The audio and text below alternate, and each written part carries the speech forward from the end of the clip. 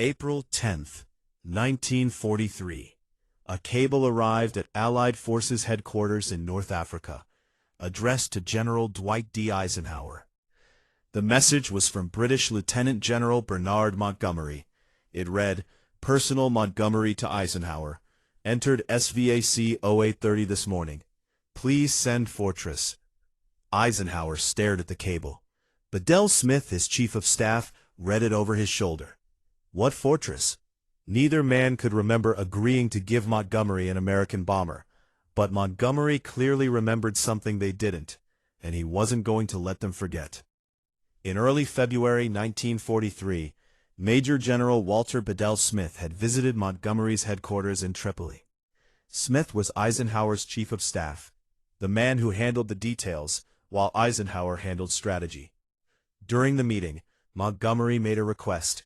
He wanted a Boeing B-17 Flying Fortress for his personal transport. Smith thought it was absurd. B-7s were strategic bombers. Every one of them was needed for the air campaign against Germany. Giving one to a British general as a personal taxi was ridiculous. So Smith made what he thought was a joke. If Montgomery could capture the Tunisian city of Sfax by April 15th, he said he could have his fortress.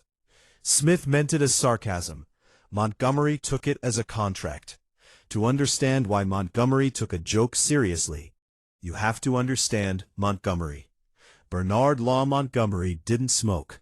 He didn't drink. He didn't chase women. But he loved to gamble. No wager was too trivial. Montgomery bet on everything, and he never forgot a bet, especially one he could win. Montgomery was also obsessed with one-upmanship. He competed with every general around him for glory, recognition, and status. A personal B-17 would be the ultimate trophy. No other British general had one. Most American generals didn't have one. Montgomery wanted to be the exception. Smith had made a terrible mistake. He'd offered a gambling addict a prize worth winning. The North African campaign was grinding toward its conclusion in spring 1943. Montgomery's 8th Army was pushing west from Libya. American forces under Patton and others were pushing east from Algeria. The goal was to trap the German and Italian forces in Tunisia. Sfax was a key port city on the Tunisian coast. Capturing it would cut German supply lines and accelerate the Allied victory. Montgomery didn't need extra motivation to take Sfax. It was already his objective. But now he had a personal incentive. His soldiers were fighting for a strategic port. Montgomery was also fighting for a prize. He pushed his forces hard. April 15th was the deadline. Montgomery intended to beat it. On April 10th, 1943, Montgomery's forces entered Sfax at 8:30 in the morning, 5 days ahead of schedule. Montgomery didn't pause to celebrate the victory. He didn't inspect the captured port or address his troops. Before the dust of the final artillery barrage had settled, he sent his demand to Eisenhower. Montgomery had won his bet. Now he wanted his prize immediately. Within minutes, the confusion turned to rage. Smith was in full damage control, frantically arguing that no sane officer would take a throwaway, sarcastic comment as a binding military contract. Eisenhower felt trapped. B-7s were desperately needed for the bombing campaign. Giving one to Montgomery as a personal aircraft was militarily indefensible. Montgomery was relentless. He treated the sarcastic quip like a signed treaty, flooding headquarters with follow-up messages demanding the Americans honor their word. Eisenhower faced a choice: refuse and create a diplomatic incident, or give Montgomery his prize and accept the humiliation. Eisenhower understood the political reality. If he refused Montgomery, Montgomery would complain to Churchill. Churchill would complain to Roosevelt. Roosevelt would complain to Eisenhower.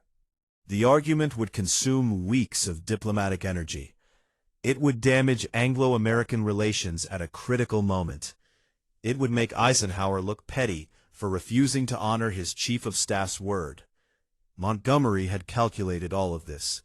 He knew Eisenhower couldn't afford a public fight over a bomber. So Eisenhower swallowed his anger and gave the order. Find Montgomery a B-7. The bomber assigned to Montgomery was a B-17E serial number 41 1982, known to its crew as Teresa Lita. It came with a full American crew. The pilot, co-pilot, navigator, bombardier, radio operator, and gunners were all pulled from combat duty to become Montgomery's personal chauffeur. Staff Sergeant Ward, the 19-year-old tail gunner, had been flying bombing missions against German targets. Now, his job was covering Montgomery's rear, while the general flew between headquarters. These men were weeks away from a ticket home. Survivors of a 25-mission combat tour that killed most of their peers. Now they were serving as a British general's status symbol. Their war wasn't over. It had just become a PR mission. Word of Montgomery's personal B-17 spread quickly through the American command. George Patton was incensed.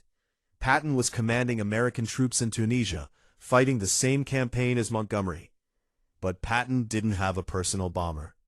Patton was struggling to get rides between his units. He traveled in convoys exposed to enemy air attack. He begged for transport aircraft and was told none were available.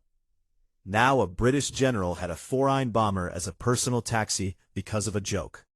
Patton saw it as everything wrong with the alliance. American resources going to British officers who demanded them, while American commanders made do with less. Even the British were embarrassed. Eisenhower was so angry that he complained to Field Marshal Alan Brooke, the chief of the Imperial General Staff. Brooke was Montgomery's superior and his strongest defender. Brooke was mortified. He valued the American alliance above all else. And he saw Montgomery's stunt as a threat to that unity. He summoned Montgomery and tore into him.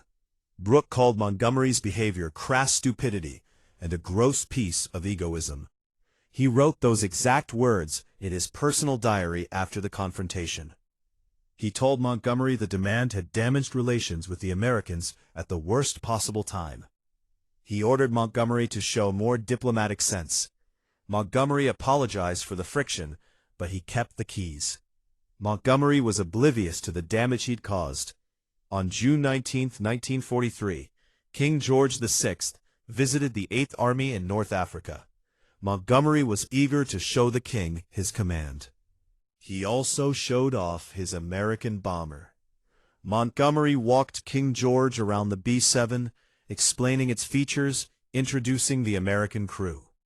He was proud of his prize. He seemed genuinely unaware that it had become a source of controversy. The American crew stood at attention with stony, silent faces, while a British general showed off their aircraft to British royalty. In July 1943, during the invasion of Sicily, Teresa Lita was badly damaged in a crash landing. The crew survived, but the aircraft was no longer operational. Montgomery's prize was grounded. At Allied headquarters, nobody mourned the loss. Montgomery immediately requested a replacement. Eisenhower's refusal was curt and final. 1 bomber was a joke honored. 2 bombers was appeasement. Montgomery would have to find other transportation. The B-17 scandal was over. This wasn't just a squabble over a plane. It was a harbinger of the friction that would nearly tear the Allied command apart. The B-17 was the opening ante. Today it was a bomber. Tomorrow it would be the leadership of the entire Allied ground force. A joke about a bomber had revealed something important. Montgomery would always push for more than he deserved, and Eisenhower would usually give it to him to keep the peace. The cost of that pattern would be measured in lives before the war was.